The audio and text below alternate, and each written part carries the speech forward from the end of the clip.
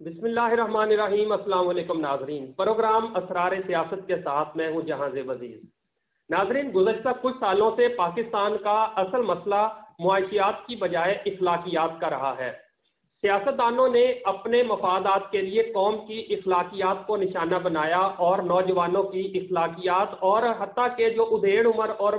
जो एजड लोग हैं उनकी इखलाकियात को भी तबाह हाल कर दिया है। सोशल मीडिया के इस दौर में ऐसे ऐसे खराफात देखने में आए हैं कि अल अमान अल हफीज। तो पाकिस्तान का जो सबसे बड़ा पार्लियामेंट में जुगतबाज है उसको सबसे बड़ा वजीर बनाया जाता है और मार धाड़ का दर्द देने वालों को सबसे बड़ा लीडर गर्दाना जाता है। यहाँ पर अब्दुल सत्तार ईदी जैसे लोग तो इलेक्शन हार जाते हैं, लेकिन कादर पटेल जैसे लोगों को वजीर सेहत बना दिया जाता है। तो इस कौम को इखलाकियात की बहुत ज्यादा इस वक्त जरूरत है और इसके अलावा ऐसे लीडर की ज़रूरत है जो कौम की इखलाकियात को बेहतर भी कर सके और इसके साथ साथ वो एक अच्छा मुंतज़िम भी हो, तालीम और तरबियत को भी समझता हो, ताकि एक तो इखलाकियात बेहतर करे और अगर उसे मुल्क की बागडोर संभालने का मौका मिलता है तो वो अच्छे इंतज़ामी सलाहियतों की बिना पर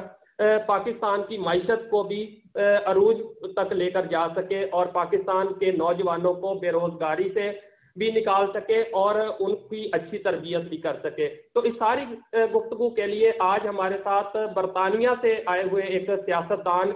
राशिदुल अजीज बुखारी साहब मौजूद होंगे। तो उनका तुर्रा इम्तियाज ये रहा है कि बरतानवी सियासत में उन्होंने बड़ा अहम किरदार अदा किया है और अब पाकिस्तानी सियासत में भी उन्होंने एंट्री दी है। इससे पहले वो तालीम के शोबे से भी वाबस्ता रहे हैं। हजरत सुल्तान बाहू ट्रस्ट के जेर इंतज़ाम चलने वाले यूनाइटेड स्कूल्स एंड कॉलेजेस के बेहतरीन इंतजाम उन्होंने चलाए हैं और उन इदारों को बेहतरीन अरूज तक भी इन्होंने पहुंचाया है। तो उनसे गुफ्तगू करते हैं और पूछते हैं कि बरतानवी और पाकिस्तानी सियासत में क्या फ़र्क है,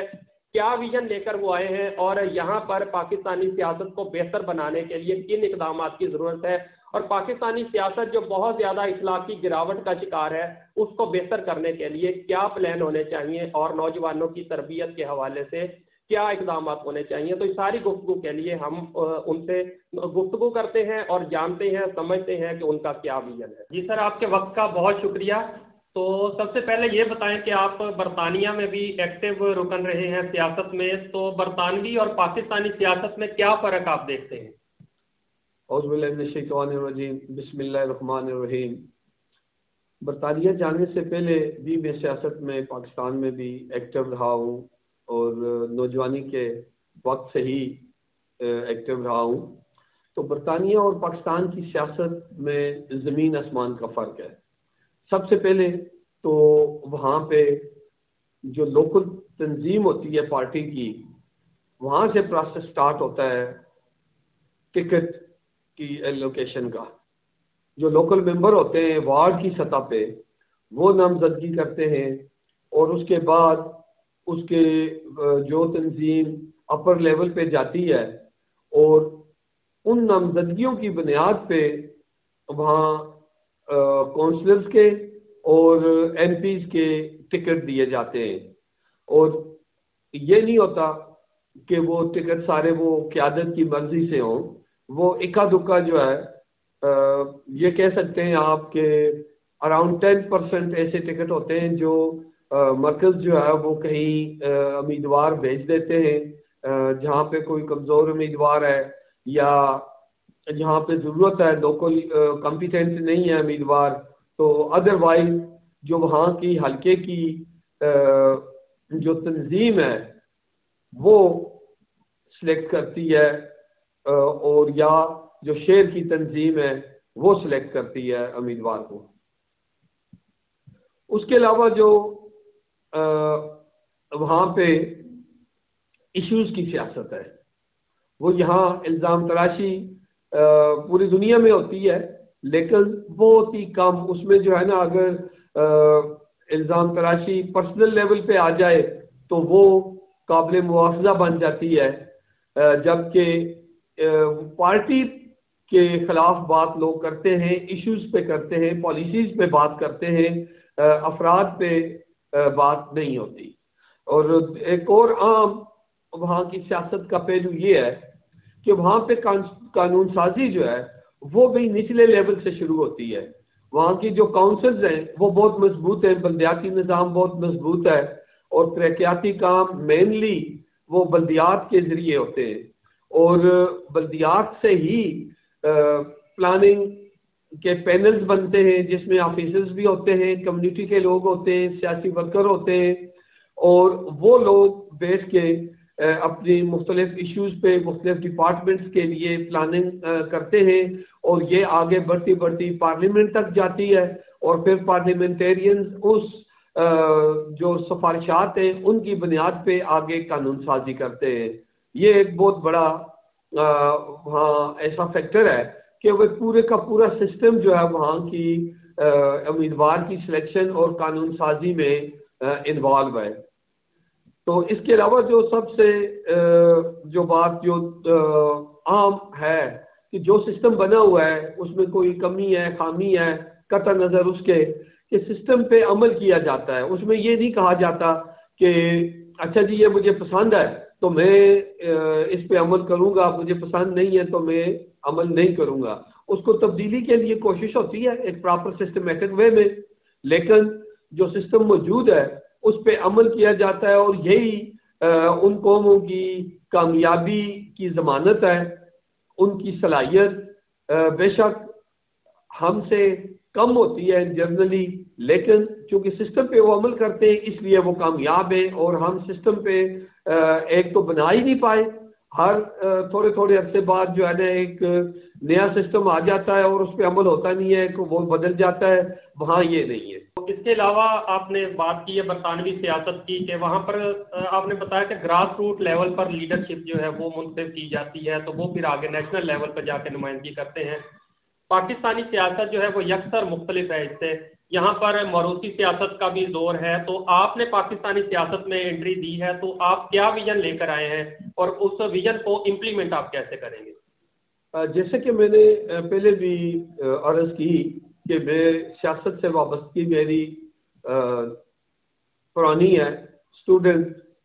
جو جب تھے ہم اس وقت سے ہے، تو اس میں جو پاکستان کی سیاست میں اس وقت بہت بڑا خلا پیدا ہو چکا ہے وہ یہ ہے کہ کبھی جو سیاسی کارکن وہ ریڑھ کی ہڈی کی حیثیت رکھتا ہے، اس وقت تمام جماعتوں میں سیاسی کارکن جو ہے وہ سب سے زیادہ نظر انداز کر دیا گیا ہے۔ مسئلہ یہ ہے کہ سیاست میں دولت کی، پیسے کی جو انوالومنٹ ہے اس سے سارا سیاسی عمل رک چکا ہے، جو تربیت کا عمل ہے وہ ختم ہو چکا ہے، جو سیاسی ورکر ناپید ہوتے جا رہے ہیں، اور سیاسی فہم اور فراست ہماری پارلیمنٹ سے وہ تقریباً یہ کہہ لیں کہ ختم ہوتی جا رہی ہے۔ پورے ملک میں گنے چنے اعلیٰ سیاسی بصیرت کے حامل لیڈرز موجود ہیں، باقی جو ہے وہ اگر آپ ڈیٹا اٹھا کے دیکھیں خاص طور پہ سینٹ کا جو جہاں پہ تو لگتی ہی منڈی ہے،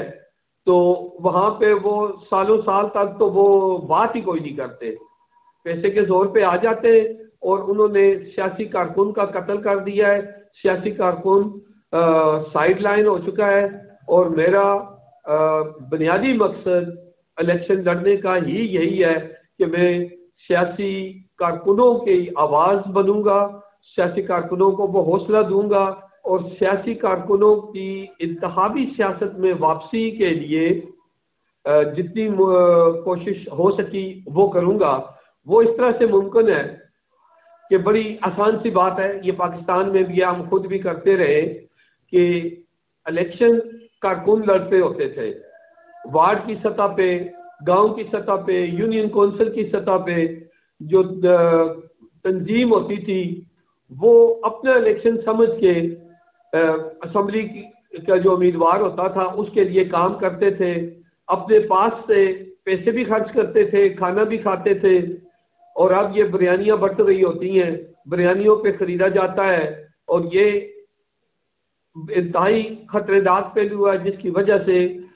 پاکستان کی سیاست میں اعلیٰ اخلاقی اور سیاسی اقدار دم توڑ گئی ہیں وہاں، اور دوسری طرف اعلیٰ سیاسی بصیرت کی جو کمی ہو گئی ہے وہ اسی طرح دور کی جا سکتی ہے کہ کم خرچ انتخابات ہوں، اس کے لیے انشاءاللہ